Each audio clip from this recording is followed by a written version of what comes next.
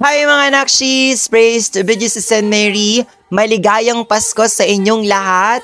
Opo, advance ako, yes, dahil nga kung nakikita ninyo, nandito nga ako ngayon sa pinakamasayang lugar para nga sa mga kamarero. Lalo na't malapit na ang Pasko, paparating na ang maraming pera. Pinuntahan nga namin itong tindahan ng puon na ito na tapat nga lang ng parokya ng Santissima Trinidad dito nga sa Malolos, Bulacan. And naiisip ko nga rin na idagdag ko kaya to sa mga contents ko, i-vlog-vlog ko din yung mga religious store dito nga sa Bulacan or sa mga malalapit dito sa ating probinsya. So iisa-isahin nga natin yung mga religious store sa mga nearby areas muna para nga mai-content ko sila at para magkaroon din kayo ng idea kung saan-saan nga ba merong bilihan ng poon para mabudol kayo at mapuno na ng poon yung mga bahay ninyo.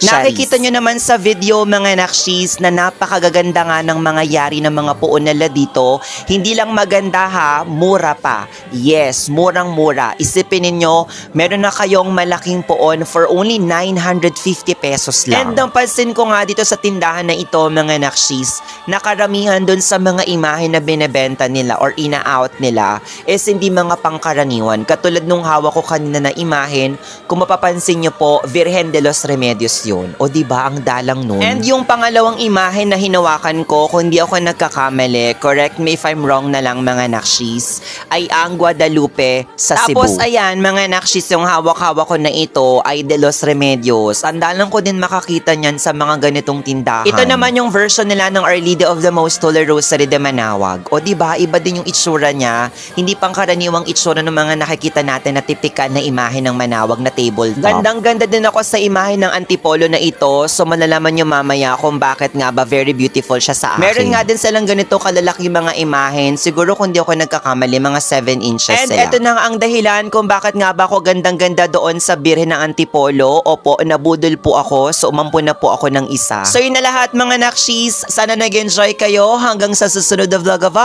Salamat!